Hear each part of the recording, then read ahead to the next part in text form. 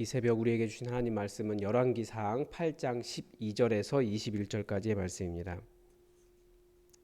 열왕기상 8장 12절에서 21절까지의 말씀입니다.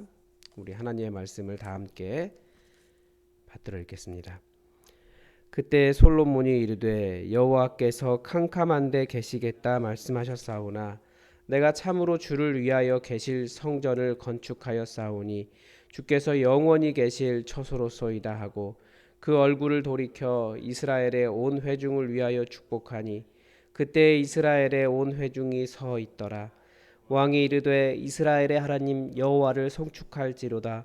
여호와께서 그의 입으로 내 아버지 다윗에게 말씀하신 것을 이제 그의 손으로 이루셨다 이르시기를 내가 내 백성 이스라엘을 애굽에서 인도하여 낸 날부터 내 이름을 둘 만한 집을 건축하기 위하여 이스라엘 모든 지파 가운데서 아무 성읍도 택하지 아니하고 다만 다윗을 택하여 내 백성 이스라엘을 다스리게 하였노라 하신지라. 내 아버지 다윗이 이스라엘의 하나님 여호와의 이름을 위하여 성전을 건축할 마음이 있었더니 여호와께서 내 아버지 다윗에게 이르시되 내가 내 이름을 위하여 성전을 건축할 마음이 있으니 이 마음이 내게 있는 것이 좋도다. 그러나 너는 그 성전을 건축하지 못할 것이요 내 몸에서 낳을 내 아들 그가 내 이름을 위하여 성전을 건축하리라 하시더니 이제 여호와께서 말씀하신 대로 이루시도다. 내가 여호와께서 말씀하신 대로 내 아버지 다윗을 이어서 일어나 이스라엘의 왕위에 앉고 이스라엘의 하나님 여호와의 이름을 위하여 성전을 건축하고 내가 또 그곳에 우리 조상들을 애굽 땅에서 인도하여 내실 때에 그들과 세우신 바 여호와의 언약을 넣은 궤를 위하여 한 초소를 설치하였노라. 아멘. 이 성경에서 성전은 핵심 내용 중에 하나입니다. 여러 가지 주제가 있는데 성전은 그 중에 하나입니다. 출애굽에서 가나안 땅에 정착한 이스라엘의 전반기, 어떻게 보면 전반기의 절정이 이 성전 건축에 있습니다. 따라서 이스라엘의 멸망이라는 충격적인 사건을 반성하며 기록된 이 구약 성경이기 때문에 회복된 이스라엘은 다시 이 성전을 건축하는 것을 1차적인 목표로 하고 있습니다. 그래서 학계 같은 포로기 이후 소선지전은 성전 건축에 힘을 낼 것을 요청하고 있습니다. 나아가 성전 건물의 회복뿐만 아니라 왜 성전을 건축해야 하느냐, 그 의미를 살리기 위해서 다윗의 장막을 강조하기도 합니다. 그만큼 성전은 성경에 흐르는 거대한 물줄기라고 하는 것을 볼 수도 있습니다. 오늘 내일 본문은 이 솔로몬의 성전 봉헌식 연설과 기도를 통해 이 성전이란 무엇인가에 대한 성전 신학을 잘 정리하고 있습니다. 먼저 14절 이하에서 백성들에게 한 솔로몬 연설이 나옵니다. 솔로몬이 온 회중을 축복한 이유가 나오는데 이 7년이 넘는 건축 기간에 거의 전 국민이 매달린 겁니다. 1년 일하고 2년은 집에 일을 했으면 이 집안일을 하면서 이 성전 건축에 거의 많은 노동력들이 투여가 됐습니다. 아마 웬만한 가정과 남성이면 그 당시에 이스라엘이 그렇게 큰 나라가 아니었기 때문에 아마 엄청난 거의 전 국민이 이렇게 관련이 있었을 겁니다. 성전 건축과 관련해서 돌이라도 뜨고 물건이라도 나르고 성전 건축에 관여가 되었을 거라는 거죠. 그래서 왕으로서 이 성전을 건축한 국민들을 축복했다라고도 볼 수 있습니다. 그런데 솔로몬의 연설에 따르면 이 성전은 누가 지었습니까? 15절에서 보면 이 성전의 건축을 시작하신 분도 하나님이시고 그의 입으로 내 아버지 다윗에게 말씀하신 것을 이제 그의 손으로 이루셨도다. 그러니까 이 말씀은 이 말씀을 이루셔서 성전을 건축하신 분도 하나님 바로 그분이십니다 라고 고백하는 겁니다. 성전 건축을 다윗 집안에 맡기신 분도 여호와 하나님이시고 다시 20절에 이제 여호와께서 말씀하신 대로 이루시도다. 이 성전 건축이 여호와의 작품이다 라고 선언하고 있는 겁니다. 물론 이 부분을 정치적인 면으로도 읽는 분들도 계십니다.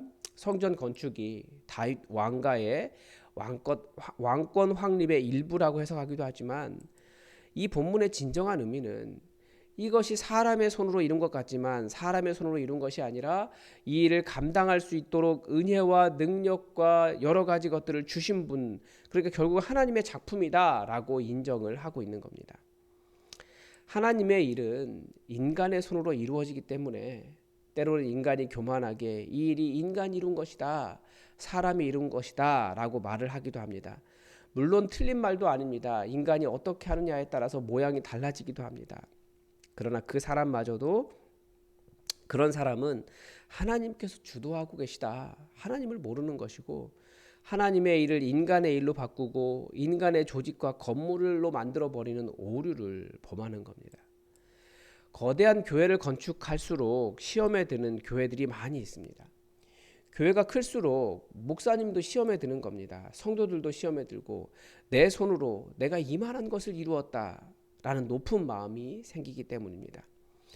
하나님께서 다윗을 선택하신 이유는 하나님의 일을 위해 하나님께서 그에게 부어주신 그 엄청난 재물을 자신의 것이라고 하지 않고 다시 하나님께 드릴 수 있는 사람이었기 때문이다 라고도 볼 수 있는 겁니다. 예수님은 이것을 청지기 정신이라고 설명하셨습니다. 어떤 형제에게 재물이 주어졌다는 것은 그 사람이 하나님의 집을 맡은 청지기이기 때문에 때에 맞게 다른 종들에게 양식을 나눠줄 사람이기 때문에 창고 키를 맡기신 것이라는 거죠. 즉 모두가 다 하나님의 종들이에요. 그런데 마치 자기는 돈이 더 많으니까 다른 종들 위에 군림할 수 있다고 생각한다면 주인이 오실 때 그 사람에게 어떻게 하시겠냐는 거예요. 하나님께서 하나님의 일을 하라고 많은 재물을 맡겨주셨는데 이거 내 거야, 절대 놓을 수 없어 라고 말하면, 그리고 하나님의 일을 위해 내놓지 않는다라면 하나님이 그 사람을 나중에 오셔서 뭐라고 하시겠냐는 거예요. 주인이 오셔서 내가 이루었다, 내 업적이다, 내 것이다, 내 능력이다 라고 말하는 것이 교만입니다. 이룰 수 있도록 재물과 힘을 주신 것마저도 은혜입니다. 그런 면에서 지금 이루어지고 있는 교회 세습에 대한 논란이 그렇게 아쉬운 거예요. 맞습니다. 그분들의 손에 의해서 지어진 부분들이 많이 있죠. 이런 것들이 많이 있고, 그러나 그거 내가 했다고 하는 순간 하나님은 없고 자기들만 남는 교만이라는 거예요. 하나님의 일에 사용된 것만으로도 하나님께 영광 올리는 사람이 바로 우리들 하나님의 자녀들입니다.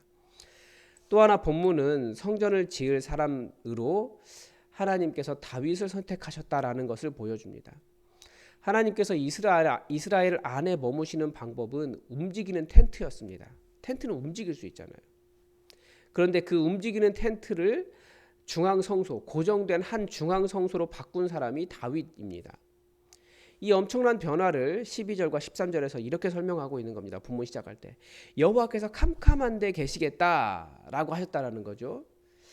이게 캄캄한 데라고 되어 있지만 이게 빽빽한 구름, 하나님의 영광의 구름 안에 머물겠다라고 하신 뜻입니다. 그러니까 뭐 건물이나 뭐 텐트나 뭐 이런 것을 떠나서 하나님은 머무시는 곳이 따로 있다라는 거예요. 그래서 우리는 이것을 하늘에 계신 아버지 이렇게 표현을 하고 있지 않습니까? 이 빽빽한 구름 가운데 머무시는 방식이 이스라엘에 임하셨던 하나님의 임재 방식이었는데, 그러니까 움직이고 어디 고정된 곳이 아니라 영으로 임하시는 하나님이신데, 이제 주를 위하여 계실 성전, 주께서 영원히 거하실 처소로 그 임재 방식을 변경하시겠다라는 설명입니다. 이런 엄청난 변화를 하나님께서 다윗을 통해 이루셨다라는 내용입니다. 역대기로 넘어가면 다윗은 단순히 텐트를 건물로 변경한 사람이 아니라 제사장의 24반차라든지 성전 찬양대라든지 하나님을 섬기는 시스템을 만든 사람으로 나타납니다. 그러니까 하나님은 다윗이라는 사람이 하나님의 집을 건축할 마음이 있는 것을 좋게 보시고 이스라엘 가운데 머무시는 하나님께 이스라엘 사람들이 하나님을 만나시는 방법 자체를 바꾸실 정도로 하나님은 다윗을 사랑하셨고 다윗의 섬기는 방식을 인정하셨다는 거예요. 그러니까 신학적인 변경, 왜 이런 일이 발생을 했냐, 왜 텐트에서 건물로 이동하게 되었느냐를 설명하고 있습니다. 하나님은 다윗이라는 사람 때문에 하나님의 원칙이라고 할까요? 하나님의 방식이라고 할까요? 이스라엘을 만나시겠다고 하신 방식을 변경하기도 하셨습니다. 그러니까 하나님의 원칙이 없으신 분이 아니라 인격적인 분이시기 때문에 상호 반응하시는 겁니다. 그리고 하나님은 어떤 방식이 꼭 고수되어야 한다라기보다 죄가 아니라면 얼마든지 유연하신 분이시다라는 것을 알 수 있습니다. 그러니까 이스라엘이 가나안 땅을 헤맬 때, 가나안 땅이 아니고 그 광야를 헤맬 때 건물을 지을 수 없잖아요. 그럼 그때 하나님은 그들의 방법으로 텐트 안에서 만나신 거예요. 그러나 이제 왕정이 만들어지고 이스라엘이 그 땅에 정착했을 때 이제 건물 가운데 만나신 겁니다. 그러니까 교회라고 하는 곳이 어떤 곳입니까? 교회라고 하는 곳도 죄가 아닌 이상 굉장히 모든 문화에 유연한 곳입니다. 예배 전통조차도 지역과 나라와 문화와 언어 속에서 각기 다르게 바뀌었습니다. 중요하게 여기는 원리들에 따라 다양하게 변했습니다. 하나님은 얼마든지 우리 전통이니까요. 딱딱하고 이 예전적인 장로교 예배 형식도, 또 자유롭고 에너지가 넘치는 오순절 교단의 예배 형식도, 아니면 현대의 찬양 예배도 하나님 안에서는 다 가능한 거예요. 하나만 지켜야 된다라고 말하는 것은 굉장히 큰 오류예요. 그래서 장로교 교단의 큰 교회 하나가 예전에 그런 일을 했잖아요. 장로님들이 목사님에게 절대 변하지 않는 완벽한 예배 시스템, 예배 구조를 만들어라라고 미션을 주셨어요. 그래서 지금 한국 교회 이런 장로교회 예배 형식이 거의 다 그렇게 고정되어 있습니다. 그런데 하나님은 절대 하나의 예배 형식에 고정되시는 분이 아닙니다. 인간의 성향이 무엇을 좋아하느냐에 따라 다를 뿐이지 하나님은 얼마든지 유연하고 얼마든지 변경되실 수 있는 거예요. 죄가 아니라면. 하나님이 바꾸시는 게 아니라 하나님을 만나는 방식이에요. 왜냐하면 하나님께서 인격적이시기 때문에 하나님은 인격에 반응하시는 겁니다. 그래서 하나님을 예배하고 하나님을 사랑하는 사람들, 그런 다윗과 같은 하나님의 사람들에게 반응하시기 때문에 얼마든지 외형적 조건보다는 다윗과 같이 다윗이 하나님을 의지하고 하나님을 따라 살고 하나님을 사랑했던 그 방식을 계승한다면 그 계승한 내용 위에 다양한 방식들이 세워질 수 있다라고 하는 것을 또 성전 신학에서 보여줍니다. 본문이 보여주는 또 다른 성전 신학은 19절에 보면 이 성전은 하나님의 이름을 둔 장소이지만 성전이 절대 하나님을 그 공간 안으로 한정시키지 못한다라는 겁니다. 하나님은 성전 안에 거하시지만 절대로 성전이라는 공간에 갇힐 수 없는 분이시기 때문입니다. 그래서 이 성전은 단지 여호와의 이름을 위한 곳이다라고 말하고 있습니다. 나중에 여호와를 섬기는 일에 있어서 다윗의 그 여호와 섬김을 계승하지 못하고 성전 자체가 더 중요해지는 일이 발생합니다. 그때부터는 성전조차도 우상이 되어버린 겁니다. 하나님을 인격적으로 만나기보다 인격적인 만남이 없어도 제도만 따라가고 성전 자체, 성전의 유지가 목적이 되었을 때 마치 그것을 하나님을 온전히 섬겼다고 착각하는 시대가 되어버렸을 때 하나님은 바로 그 성전을 완전히 무너뜨려 버리십니다. 벽돌 위에 돌 하나 남지 않도록 완전히 그 흔적조차 없애버리십니다. 하나님은 성전에 거하시지만 절대 성전에 갇히시는 분이 아니시기 때문입니다. 성전보다 하나님 그분이 더 소중하다라는 것을 우리는 알아야 됩니다. 대신방을 하면서 계속 이것을 저도 보고 있습니다. 예수님의 기적은 하나님 나라가 지금 임했다고 하는 증거입니다. 그런데 그 모든 기적은 예수님 없이는 불가능합니다. 예수님이 하나님 나라이시거든요. 그런데 우리의 신앙은 예수님 없어도 예전에 참여할 수 있고 건축도 할 수 있고 교회 하부 문화를 만들 수도 있고 직분도 얻을 수 있습니다. 교회도 얼마든지 예수님 없어도 조직으로서 돌아갈 수 있습니다. 그러나 하나님 나라는 예수님 없이는 불가능합니다. 예수님 없이 행하는 일은 다 무너져야 할 우상 숭배라는 것을 예수님의 기적들이 보여주고 있습니다. 여러분, 성전은 소중하지만 하나님보다 더 소중하지 않습니다. 하나님과의 인격적인 만남이 없다면 모든 것은 다 우상 숭배가 되어버린다는 것을 기억해야 됩니다. 지금 세습에 대한 논쟁도 교회가 소중하기 때문에 그래요. 교회.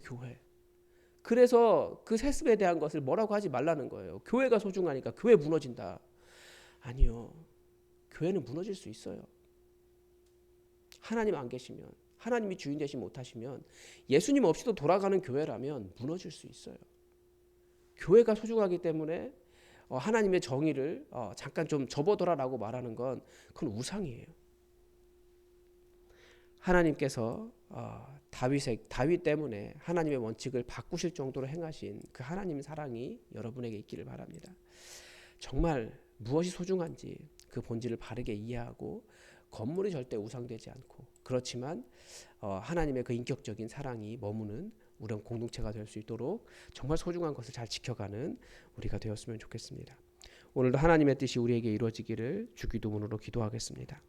하늘에 계신 우리 아버지, 아버지의 이름을 거룩하게 하시며 아버지의 나라가 오게 하시며 아버지의 뜻이 하늘에서와 같이 땅에서도 이루어지게 하소서. 오늘 우리에게 일용할 양식을 주시고 우리가 우리에게 잘못한 사람을 용서하여 준 것 같이 우리 죄를 용서하여 주시고 우리를 시험에 빠지지 않게 하시고 악에서 구하소서. 나라와 권능과 영광이 영원히 아버지의 것입니다. 아멘. 여러분 오늘은 대신방을 위해서 기도를 부탁을 드립니다. 하나님의 위로와 평강이 가득하도록 여러분 기도해 주시고 아침 일찍부터 오후 늦게까지 진행됩니다. 함께하는 모든 신방대원들에게도 하나님의 은혜가 있고 지치지 않도록 은혜 달라고 우리 다 함께 기도하겠습니다.